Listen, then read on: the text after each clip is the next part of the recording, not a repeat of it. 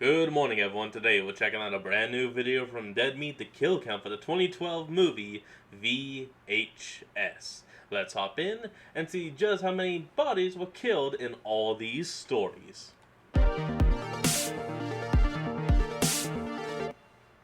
Oh no, I should have said how many bodies are recorded in all these stories. Damn, that would have been good. The Kill Count, where we tally up the victims in all our favorite horror movies and show you how they were made. I'm James A. Janice. I'm Kelsey Rebecca. And I'm Zoran Dubak by noon on the third day, Gavoyich. And today, all three of us will be looking at the VHS franchise, starting with the original VHS, released in 2012. Triple count. This is a movie in the loosest sense of the word. No. This isn't going to work all at once. So, how about I kick things off myself, and then I'll bring you guys back for the various segments? Okay. Sure. Yeah, I've got a Saw marathon to start, so. Oh, sounds fun. I'm gonna go see my kid. I want to watch Saw. Watch my kid.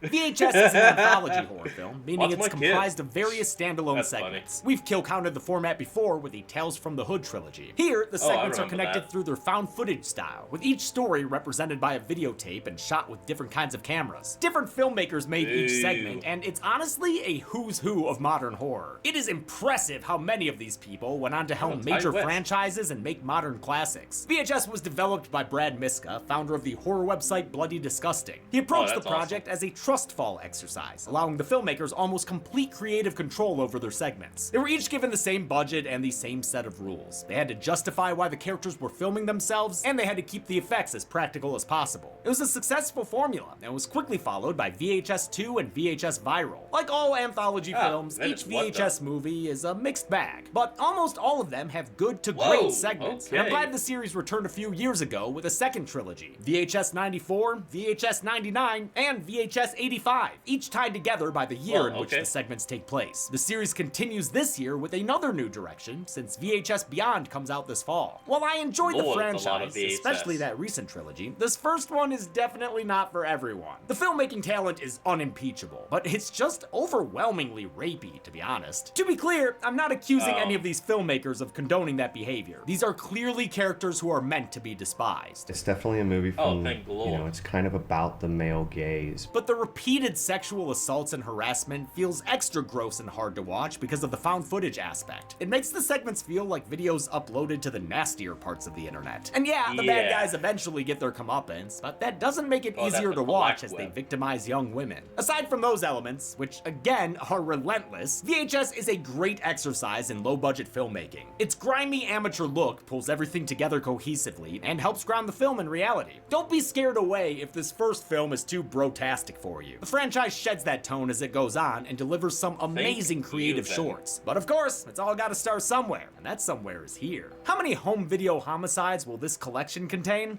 Let's find out and get to the kills. Hey, wait, no sponsor segment so far. Hey, that's good. The movie begins by, hey, damn, that's Sorry a about nostalgic shade of blue. It's the color of VCRs and infomercial order screens. Some asshole is 56. secretly recording I a think sex that's it. tape and gets in trouble when his date notices, since, that's a fucking crime. The video's been mostly taped over with the antics of him and his shitty friends. They spend their time searching for asbestos and, oh great, sexually assaulting women in parking garages. Oh, They come are just on. the worst fucking dudes. They're like a non-lovable version of the Jackass crew, with creative pranks replaced by rage and shitty mustaches. This group makes money selling the footage to internet. Don't let Zoran hear you say that. I'm joking. Pervs, but leader I Gary, am P joking. of the Trash Stash, is dreaming of bigger scores. He says an anonymous client has hired them to steal a videotape from a spooky old house. When they get inside, they find a room full of TVs being watched by the homeowner, who's become a couch potato Dead. corpse. Some of the guys start searching the house, including in the basement, where there might be someone running around. Maybe they're just looking for a bucket of paint, because let me tell you, there's a whole bunch of those down there. Damn, There are there's a lot also of a bunch of VHS tapes. Too many to know which one they're supposed to steal, so I guess they should start watching them. In the Dead Guy TV room, Brad gets to work, hoping to find whatever it is they're looking for. Oh, Hold on. You're there and you have all the tapes, so just quickly call up the client and be like, hey, so what tape was it you want us to grab? But of course, those horror movie rules ain't gonna be that. shit, that's the exact VCR I owned as a kid. Or one of them, anyway. Always I had had at the least combo two player. that bootleg the horror movies I rented. Yeah, I know, young me was a pirate, but hey, I think I've more than made up for it by now. Brad boots up the movie's Definitely. first segment, Amateur Night. Shane and Patrick have set their friend Clint up with a new pair of specs. They're dork glasses. These are video glasses, Fucking bitch. video glasses, dude. Fucking There's a camera in video that glasses. shit. There's a fucking Okay, mic in please that back shit. off. These body boys are gearing up for a wild night out and plan to use the glasses to secretly record themselves hooking up with chicks, which, again, is a crime. I think this segment is great, but it is rough getting so frat core again right off the bat. Oh, What salvages it is the acting, since all three guys feel so real. Shane as the alpha ringleader, Patrick as the hyper-drunk jester, and Clint as the spineless friend who goes along with their plans. They get rowdy with the help of a bartender played by Nicholas Tikoski, who co-wrote this segment with director David Bruckner. Bruckner Yeah, would that's go kinda on to cool. make The Ritual, The Night House, and the 2022 Hellraiser reboot. Shane gets his Taylor yes. Swift-looking date sloshed, and Patrick practices for the woman carry relay. Clint catches the wide eyes of a mysterious lady named Lily. Sorry, what was that? Yeah! Wait, what? The group's antics eventually get Seemed them like kicked she was out, saying- so the boys Seemed like she was saying, help me or something. drunk drive back to their motel with Lily and Lisa in tow. They head up to their room and start to get grabby with their dates. Lily doesn't like Clint's friends very much. What are you, like a fucking cat or something? She only has those big ol' eyes for one guy. I like you. Although, Oh, did thanks. she just breathe on the camera? Yo, I think she knows there's a camera, dude. Well, they used actual camera glasses for shots in front of mirrors. The device only recorded at 15 frames per second, which looks like shit. For all the Oh, other yeah, that shots, they explains built a that. helmet rig to use with a real camera, then tried to match the glitchy aesthetic in post. The hidden cam adds to the tension of this incredibly uncomfortable scene. So does the perpetually cackling Patrick. I'm just fucking sitting on the couch, dude. His laugh is like those fucking firecrackers in that scene from Boogie Nights. A constant, obnoxious background noise that keeps everyone on edge. I wasn't born a leader. Great drunk acting by Joe Sykes, which might come from exhaustion since Bruckner had the actors do 20 or more takes to get them loopy. Lisa passes out, but that doesn't stop Shane, at least until his friends tell him man. to knock it off. She's done, dude. She's No. done. Don't do it. Stop now. Good job, guys. You have Beautiful cleared song. the absolute lowest bar for human decency. Oh wait, you're still secretly recording chicks. Never mind. Drunk and horny, Shane pulls rank and steps in on Lily instead. He strips her man. completely naked, exposing her freaky feet in the process. He don't seem to mind. Lily flips the script and takes control of the situation, grabbing Clint for a lick and an invitation to join. Patrick wants to get involved too, but Lily says Okay. no. While cowardice Clint runs to the bathroom, Patty Boy strips down and tries to join anyway. He's quickly taught that no means no. She really just fucking bit me. Jesus Christ. Yeah, Jeez, dude, you that's idiot. only the beginning for your stupid naked ass. They watch as Lily's back gets gross and she lays into Shane. Not in the way he wants either. She straddles him while she tears him apart. Then she sticks her foot in his mouth. Careful, Lily, What some the- dudes are into that. Finally, she yanks him off the bed to finish with an off-screen mauling. He's dead. He's dead. Yeah, good riddance. Clint hides with Patrick, fuck who is arms this? himself with a shower rod. When they emerge, Lily's really feeling herself with a disturbing dance number. Pat interrupts it, earning his own gory flory makeout sesh, complete with a not-so-happy ending. Wow, took the junk Oh. right off that trash Oh. boy. Clint escapes the room and makes a run for it, but takes a tumble down the stairs. It breaks his wrist right through the skin and leaves Oh, him waylaid that's for Lily, bad. who's creeping on a come-up, Bone Thug style. She gives him a glimpse of her true form. Like you. Looking like a Navi with an open head wound. English actress Hannah Fierman's unsettling What the hell were performance you? absolutely makes this segment. She'd reprised the role of Lily in Siren, a feature-length adaptation of Amateur Night. Lily tries to show Clint Hey, just that's how kinda much she cool. likes him, but he rejects her advances, causing her to crawl away and cry in the corner. He flees into the parking lot, screaming for help, but before he can get any, he's lifted off the ground and sails through the sky, thanks to a fully transformed Lily. Look at her go! To achieve this Oh, shot, great. the camera was placed inside a plastic case and floated up with helium balloons. Here's 1, 2, 3,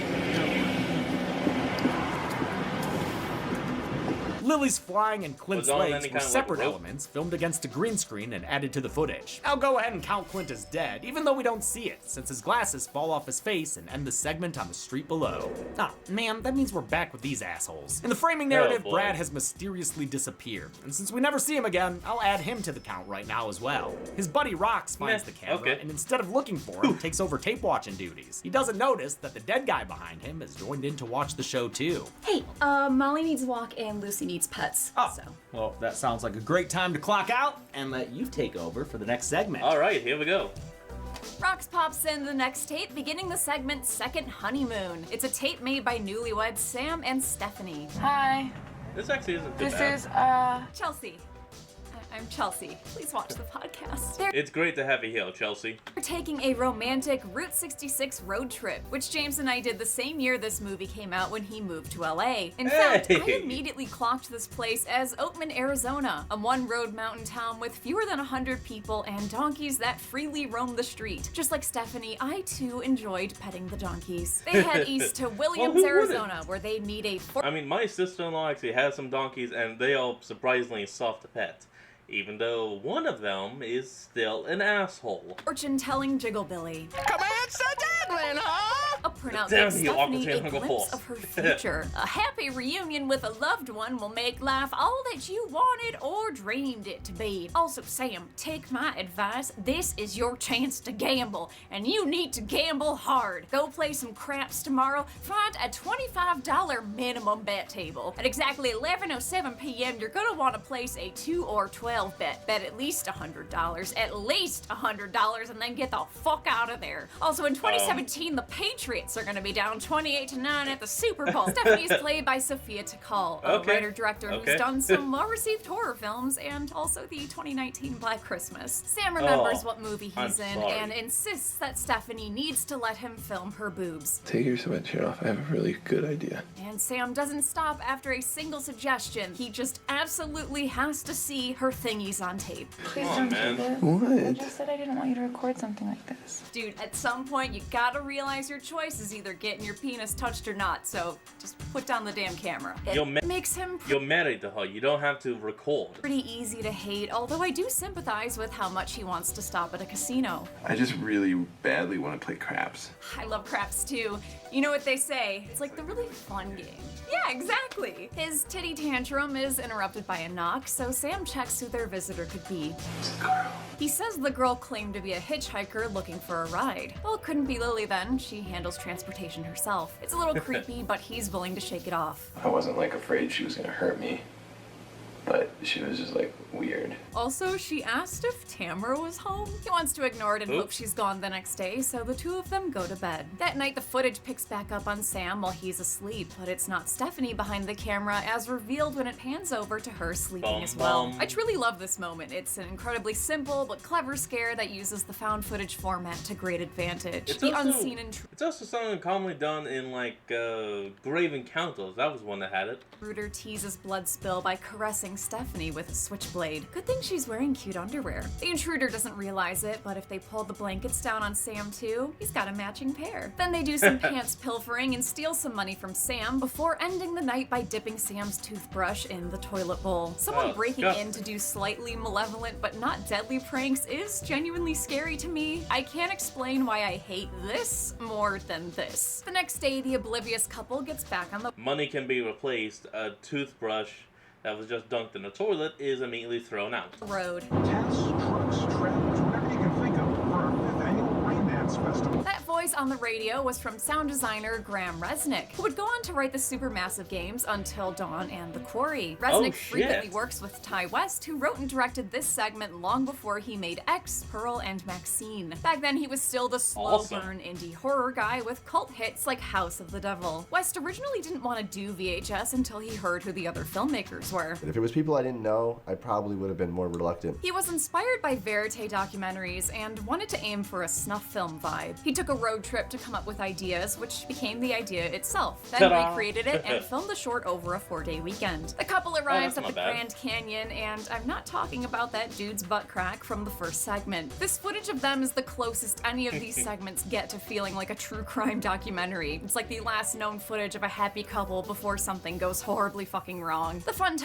are Technically, it soured is. when Sam notices the missing money and accuses Stephanie of taking it. Well, it wouldn't be the first time. Uh-oh. You decided to treat yourself. Yeah, dude, she's gotta keep buying toothbrushes because someone keeps dipping them in poop water. That night, they stay in seemingly the exact same motel room, which I Looks believe like it. was in Flagstaff, Arizona. They're visited again by the mystery intruder who stabs Sam in the neck with their switchblade. It's a bloody, gurgly kill interspersed with shots of the Jeez. winding road. Why? Simple, but surprisingly violent. As the killer washes her hands off, she's revealed to be Stephanie's murderous lover, the supposed hitchhiker chick Oh, you who'd been can't be following serious. them. Good for them, I guess. I hope they they get to play craps too. The segment ends as Stephanie asks if their snuff film's been erased. We cut back to Rox, who Get doesn't the hell realize out of the here with corpse that. behind Dead body's gone. The dead guy is gone. him has disappeared. Ringleader Gary is still looking for the one true tape in the basement with his other cameraman Zach, who shot the sleazy sex tape in the opening. They don't find it, but the movie heads straight into the next segment after that, which means I'm going on lunch. Soren, your shift. What? Already? Okay. Pretty fast. Oh, is this lime shrimp? Oh, why didn't I read the label? The next segment is called You did it Tuesday the yourself. 17th. Wait, is that really the Tuesday after Friday the 13th? Friday, Saturday, Sunday, Monday, Tuesday. Yeah, math checks out. It's Math good. indeed does Math's check out. good. As its 4 name days. suggests, this is a slasher throwback written and directed by Irish filmmaker Glenn McQuaid. He was the director of an inadvertent Hellboy and Tall Man crossover, I Sell the Dead. And that movie also starred Larry Fessenden, whose farm in the Catskills is where this segment was shot. Okay, Oh, not bad. and hey, let's just get this out of the way right now. Yep, there's the boob zoom and the crotch shot. Great. Can we Yep. just grow up a little and move on, please? Okay, thank you very much. You are filming my crotch, aren't you? You are. This is your standard group of stereotypes. Oh, God. There's Joey the jock, who looks like the love child of Chris Pratt and Shane from Smosh. Spider, the man nerd without any power or responsibility. And Samantha the hot chick, who's implied to be, well, the Samantha of the group. You seriously want to fuck anything that has two legs with a third tripod in between? Third tripod? Oh, guess it would look something like this. Ooh! These Cabin in the Woods second Get out of stringers here, have been Lauren. brought together by the Danielle Harris-looking Wendy under dubious circumstances. You told me, Wendy, my sweet, that this was just gonna be you and me. And now you've told her that it's gonna be an all-girls trip. Wendy's actually been to this forest before and mentions that a friend of hers died here recently. And as if to confirm, the camera glitches out to show her body, surprising the viewer and the corpse itself. Say what? The same thing happened. Let me guess. This girl is somehow gonna sacrifice these people to try and bring her friend back. I'm calling it. Happens later by Why the else river, would she revealing lie? a floating Jason 7-back corpse, played by writer-director McQuaid. What's with this camera? I don't know, but it's got more naked Quaid butt than season 4 of The Boys. The teens smoke some weed, like you do, and Wendy waits till they're good and high to tell them that a non-dude bro party massacre took place here. She should know, of course, because she was the sole survivor, and it's Bum, left bum, her bum. kind of weird. You're all gonna fucking die up here. What? Honestly, I love that line delivery so much. What? When they press her for details, she laughs it off as a joke, then acts like she pulled a temp fate card in Camp Grizzly and presses Joey to go skinny dipping in the, I guess that's, a lake? Cool. Yeah, lake. Sure, we'll go with Nah, that. man. Samantha Nah. leaves to take a leak in the forest, and the shitsy bitsy spider tries to film her water spout. And instead of telling him to fuck off, she rewards his voyeuristic videotaping by, I don't know, reenacting Bring It On or something? Prepare for awesome. And she does not disappoint as a figure throws a knife through the back of her head, turning Holy her eyeball damn. into that purple Ghostbusters toy I had as a kid. Ah, who am I kidding? I still have it! I keep it Hey. unopened because then it's valuable and not fun. Having failed to save the cheerleader and thus the world, Spider tries to be a hero by filming the killer, who shows up on video in a staticky form like the hackers in Unfriended Dark Web. No, he's pulling an Alistar. There you go. The killer is referred to as the Glitch and makes noises like an old cell phone next to a computer speaker. The Glitch goes after our 8-legged geek, who trips and falls, which results in him getting stabbed repeatedly in the forehead by a bunch of artifacting and ultimately Of course. pulled off screen. Trauma fans might recognize actor Jason Yashanin from Poultrygeist. I, however, do not, because I swore off Trauma forever after watching their movie Butt Crack. The tale of a butt crack that melts people's faces. You know can't what be I melted? serious. The DVD of that movie! Fuck you! Why would... You know what? No, people do anything for money. The camera is later Go picked on. up by Wendy, who seems unfazed by the death of her friends. She catches up to Joey next to the, sorry, lake? We're still calling this retention pond a lake. Honestly, we should just drain that sucker for soccer practice. Anyway, Oh. she tries to get Joey to keep his clothes off. I think we should get back into the lake, fuck each other's brains out, and we could even film it for posterity. Wow, this one really flipped the script. Nice. Wendy says the massacre she survived was done by an unknown evil entity. She admits she brought the group out there as bait, which works since the glitch approaches Joey from behind and slits his Joey's apple. McQuaid took inspiration from 80s slashers like Friday the 13th, obviously, as well as The Burning. Yeah. Oh, Jesus, is that George Costanza with hair? Horrifying. McQuaid wanted it to be ambiguous when it came to what the character saw looking at the killer. While he's glitchy on their cameras, on set the killer looked most like the one from Torso, with additional inspiration from Blood and Black Lace. Having lost her boy, Wendy flies off into the woods. She tries to make the glitch dead in the daylight with a ground mouth and an Evan McMillan special. Neither works for very long, and she still can't get this guy on tape. You know, whatever he looks like. Why should I film you? Oh, because he didn't sign the release form. She gets too close and is glitch slapped for her troubles, causing her to flee farther into the forest. After Wendy falls due to gravity, she spots a still living Joey just bumping into objects like a broy Roomba. Roomba? Oh, Roomba, that's the actual name of the product. Oh, yeah. Well, anyway, add him to the count on my mark. Hold. There we go. Oh, looks like Joey's been canceled again. Send Matt LeBlanc my condolences. The glitch catches up to Wendy, who gives him a Julie Jamesian taunt. What are you waiting for? Apparently a leftover Predator spring trap that drives a metal rod into his head. Wendy then gets up close to gloat. You are one staticky motherfucker. But the glitch pulls a disappearing act when she's not looking. It then comes back for one last scare and beats Wendy down with the camera. Extreme close-up. What? Now that is straight up a Grave Encounters 2. Oh! I wish my TV provider let me choose what I pay for. Sling let you do that. Hey, He then biggie sizes Wendy's death by carving open her stomach with a knife. And, wow, okay, just really getting in there too. Just, oh. Gross. That's Sorry, enough. Wendy. You know what they say? Life's a glitch, and then you die.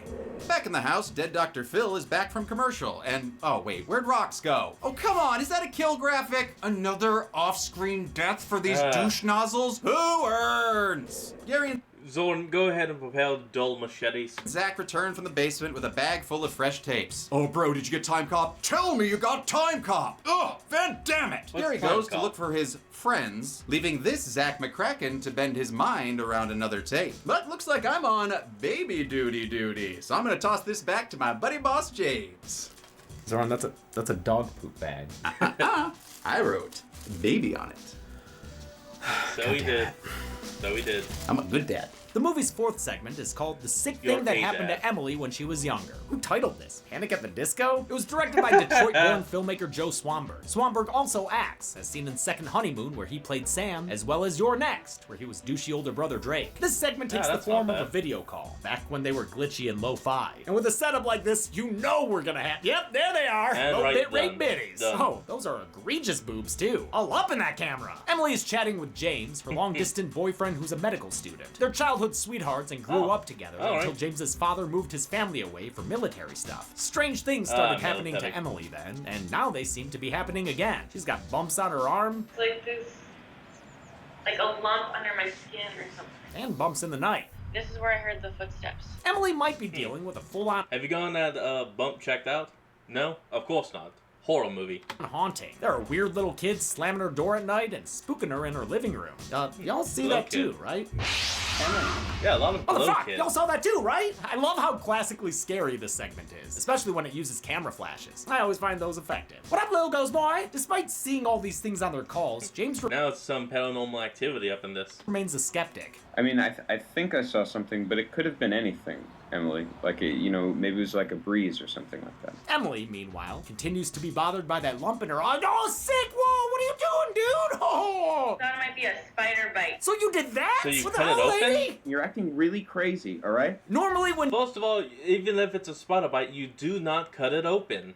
dude characters say that to women in horror movies, they're dismissing or gaslighting them. But I mean, yeah, dude, that shit's crazy. She needs to stop. Segment writer Go to a Simon hospital. Barrett was inspired by a long-distance relationship he had just just gotten out of. This was the last segment written, and was meant to feel more grounded than the other, more chaotic entries. Also unique to this segment was the lack of improv. The actors mostly followed the script, a huge departure from Swanberg's usual mumblecore directing style. They originally planned to use cameras on a 2x4 rig until they realized screen capture software had gotten good enough to record an actual Skype call. It wound up being a camera-free production, using flashlights for lighting. One night, Emily takes James on a webcam tour as she investigates a noise in her living room. She closes her eyes so she won't get scared. Emily. Pow! That's some sinister crazy in a shit. hurry. Emily collapses, so James steps off his camera and right into her apartment? What? Turns out that relationship wasn't so long distance after all. Also, turns out these ghost kids ain't ghosts. They're aliens, and they're using Emily as an alien baby incubator? What? And James is helping, for whatever reason. Maybe you can help her get a higher quality webcam too. What is this resolution? Like 12? my lord, why is it He so harvests an pixelated? alien offspring from her body, then prepares to break her arm and cover the whole thing up as a schizophrenic episode. I mean, it explains a lot, you know, why I thought I've seen ghosts, why I don't remember running out into the middle of the street that night. I'm just crazy. Oh shit, forget what I said earlier. This is some galactic level gaslighting. Like the actual original textbook definition of gaslighting. It keeps the poor girl trapped in their relationship. You deserve to be with someone normal. I don't know what I did to deserve someone. You're so good. I like how scary no and idea weird this either. segment is, but the best part of it is Helen Rogers' performance. It might be the best acting in the whole damn movie. She's so good at portraying Emily as self-conscious and sympathetic. The segment ends with the reveal that Emily is just one of several girls in James's fertility phone book. And Hey, of look at course, that. we're gonna see her boobs too. Oh, VHS, man. Same as it ever was. As the tape runs out, Gary returns to find Zach and the dead guy missing. He follows he's gone footsteps again. deeper into the house and discovers Zach's decapitated body and Zach's decapitated head. He Hey! also finds the old guy who's returned as the living dead. He scaries Gary down a flight of stairs before pouncing on him for an off-screen kill. This framing narrative is called Tape 56 and was written by Simon Barrett and directed by Adam Wingard. The duo shot this wraparound before the other segments were even contextualized. It was building Oh, the but that's movie good. as we were going along, as opposed to we knew exactly what we were doing right away. It's the only segment shot on actual VHS, and only part of it classic. was since halfway through filming their camcorder broke. They had to finish shooting it with mini DV and an iPhone 3. Right after making Tape 56, Barrett and Wingard began production on You're Next. I freaking love that movie, which makes this wraparound segment all the more disappointing. It has some decent scares, but the criminal sleaze is hard to stomach. As mentioned, Yeah. Barrett also wrote The Sick Thing That Happened to Emily, and played the guy whose girlfriend was assaulted in the parking garage, I think. DP Andrew Draws Palermo, who shot Tape 56 and You're Next, played a random fifth thug helping film the attack. Although I think they might have just accidentally captured him on camera and gave him a credit. Adam Hey, look Wingard at played that. the first victim, Brad, while the other two hoodlums, Gary and Zach, were played by Kelvin Lee Reeder and Lane Hughes. Both of them also made small appearances in You're Next. That's all good and interesting, That's good. but the important thing is, we're done with those assholes. So let's Thank cue up God. the final segment, which Chelsea specifically requested to cover. I like it. Upstairs, the VCR starts up on its own to play the final segment. It's called 10/31/98, my favorite Stephen King novel. A group of friends is celebrating Halloween night, with Tyler Final providing segment. the footage thanks to his nanny cam costume. He's just a dude dressed up as a camera, dressed up as a teddy bear. His housemate makes the right call That and actually stays is at a lot home watching funny. Stargate or whatever else was on in 1998. You know all this stuff's going down at midnight, right? Hey, we all know that ended great for the robot lady from Trick or Treat. Tyler joins his boo crew Gotta wait on for their the way next to a day. monster mash at a spooky old mansion. They immediately wonder if girls will be there. I've been watching the whole movie up to this point. All right, you guys are all on notice. They drive through an Yeah, they're entire gonna ska die. mix CD. I wish it was gonna be But false. when they get to the house, they find it empty. Instead of assuming they got the wrong house or the party's been canceled, they come to the most logical conclusion that this is actually all an elaborate haunted house that's been set up just for them. Okay. All right, maybe not the scariest thing I've ever seen. As they continue, the scares get a little more impressive, like when Tyler sees a creepy girl on the stairs. Oh, sick, there are girls here. This house Oh, in real life okay. is the Woodbury Story House in Altadena, California. It's been used in a bunch of stuff, such as Amityville Horror, The Evil Escapes, Attack of the Oh, that's a Killer classic. Donuts, and the Wait, what music the- video for Sale by AWOL Nation. Just like with Amateur Night, this Oh, segment okay. features dudes on a night out with a hidden camera. But I'm happy to report that we finally have a segment where the dudes behind the camera aren't trying to get a girl to take her clothes off. I Hey, am good. waiting for a contradictory clip to Finally. play. Oh, we're good. Great. And by the way, I think that's fine in like 1, maybe 2 of these segments because it works well as a shorthand to show what kind of a guy a character is when you only have 10 or so minutes to tell a story. But when it's every single segment except for 1, it's just kind of exhausting. This sweet but scary segment was made by friends of the channel Radio Silence. Tyler Gillette plays the nanny camming Tyler, while his co-directing partner Matt Bettinelli-Olpin plays Matt the Pirate. They're joined by their steadfast producer Chad Villella, dressed as the Unabomber, and Paul. Ooh. I don't know you, Paul, but thank you for your service. Radio Silence is all over our channels, having created Ready or Not, Scream 5, and Scream 6. In fact, Tara's pirate costume in Scream 6 is a nod to Matt's costume in this segment. VHS was a natural progression from their viral 2010 found footage short, Mountain Devil Prank Fails Horribly. That video is how producer Brad Miska learned of them and is similarly about normal dudes on an adventure that takes a turn. Our focus was to make something about really good average guys normal guys doing normal things and shit hits the fan. That make the right decision and then get punished for that, unfortunately. They shot the segment in HD, then recorded it onto an analog tape since it didn't feel real until it looked like crap. The group starts to feel let down by how low-key this is. If you think about what we're doing right now, we're walking through a house. But that's when they hear chanting coming from upstairs. They follow it to find an occult ritual happening in the attic, and they can't help but join in like it's delusion and this'll unlock a story path. Cast him down! Cast him down! Cast him down! Cast him down! The fun and games end. They literally stopped. Tony looked at them and they're like, who the fuck are these guys? What the hell are they doing? And when the tied-up woman starts getting slapped around for real, the boys immediately step in to save her, but are stopped when 2 cultists get pulled into the rafters by an unseen force. The crew bids a hasty retreat downstairs and almost escapes the haunted house. But Tyler slams the brakes and says they need to help the lady. Because they're rude boys and not rude boys, they pick it up, and turn around to rescue her. They get into the attic where Chad takes down the cult leader while Tyler gets tackled. He's saved when his attacker is beset by Halloween heartburn before being pulled into the ceiling. They manage to free the screaming lady and carry her downstairs, where this haunted house is hitting critical levels of spooky. Wait, are they in the Blumhouse? I don't know They what this avoid is, but all I'm the actually vase liking it hurling and now. poltergeist chairs, but find their exit blocked by a magic door that looks like a face and ghostly grabby hands. They reroute themselves through the basement and escape through the cellar door. I like how in the movie's other segments, there are glitches in the tapes that cut to a naked chick or someone who's been murdered, but this one just cuts to the guys grilling hot dogs in the park. They're nice boys. Not bad. Tyler and Matt Not bad. carry the girl to the car so they can drive her to a nearby hospital using an unwieldy paper map to navigate. RIP guys, you just barely missed MapQuest. Before they can reach the hospital, their car stalls out and the woman vanishes with a Whoa, what scream. the- Where'd she go? Oh, there she is. Hello. An approaching horn makes them realize they're parked on railroad tracks in a car they can't escape. Fuck! Fuck! Shit. The movie ends with these good Samaritans getting smashed into a staticky title card. Title And yes, we'll card. count them as dead here, since this is the canonical ending. But just for fun, Radio well, Silence okay. filmed a much happier alternate ending. Wow, crazy night. You know what? Yeah, I know super where. fast. I know where. I was looking at the map. I know where we are. I can get us home. Don't worry. There's a bus stop right up here. Up there on the left? Yeah, up there on the left. Sorry, guys. Hey, That was a hell of a Halloween, though. How many people were ejected from life in this analog anthology? Let's find out and get to the Hey, number. why does this one say Writer Tim on it? I don't know. I didn't put that there, did you? No, I did not put a creepy tape that says Writer Tim on it. Let's just make sure we don't play it. And she's click. playing it. Tim.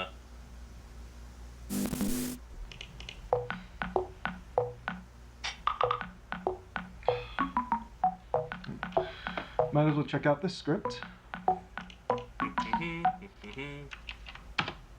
The movie begins with some text-to-speech. Writer Tim is too lazy to read, so he has his computer do it for him. Youth today, am I right? The hell? His work ethic is reflected by the state of his bedroom. Tim glances around his filthy room. Come on, it's not that filthy. His sanitation frustration is cut short when he hears a bump in the night. What the hell is that this? is enough of the creepy demon script.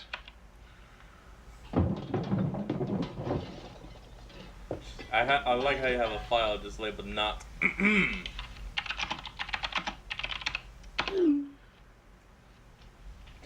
I wonder how you actually like did all of this stuff.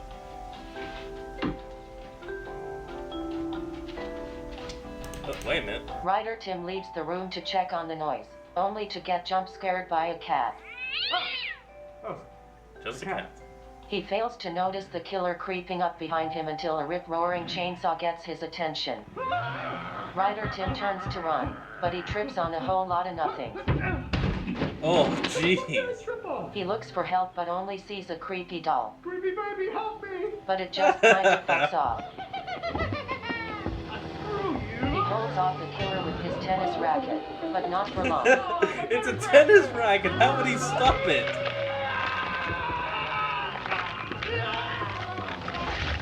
He manages to kick the killer out of the window. Oh, this and is able to crawl his way back into his room, bloodied and beaten but alive, until he's tracked down by that pesky cat. Oh, come on! Wait, the cat kills him? Dull machete for lamest kill will go to Ryder Tim for that off-screen feline fatality.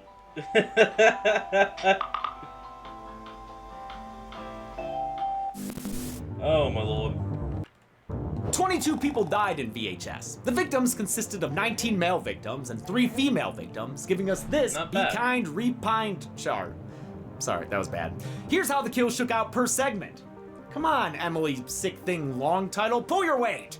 With a runtime of 116 minutes, VHS had a kill on average every 5.27 minutes. And with 6 segments, including the wraparound, the movie had an average of 3.67 kills per segment. We'll give the Golden Chainsaw for coolest kill to Shane. It's a fitting end to a douchey character, and it happens at the hands of the film's coolest monster. Dull Machete for lamest kill will go to Brad, since none of those a-holes should go out as peacefully as an off-screen disappearance. And that's it! VHS came out in 2012 and was quickly followed by a sequel. We'll look at that in 2 weeks, with something else in between to clean the tape head. Until then, I'm James A. Janice. I'm Chelsea Rebecca. And I'm a man who actually had this haircut when he was in 6th grade.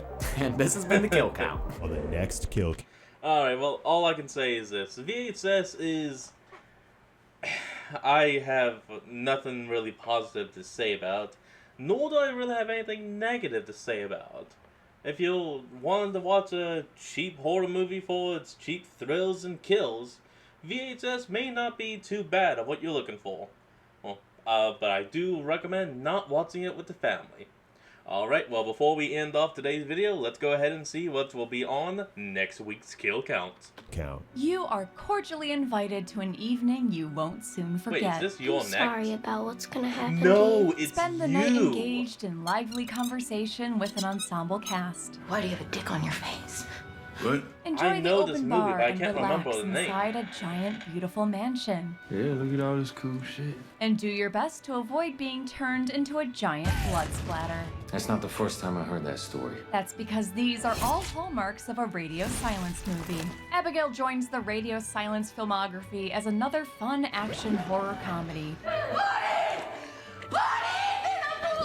A group of literal kidnappers steals a small girl and has to guard her while they wait for the ransom. See you in 24 hours, my lovely pack of rats. That's made difficult due to a twist that was heavily advertised, but we'll do the movie a favor and not mention it here. Even if you know the even I'll be kind of not mention the super obvious twist, Abigail is still a fun time thanks to the performances from this hilarious cast. Let me get a piece of that candy. Just need the name of it.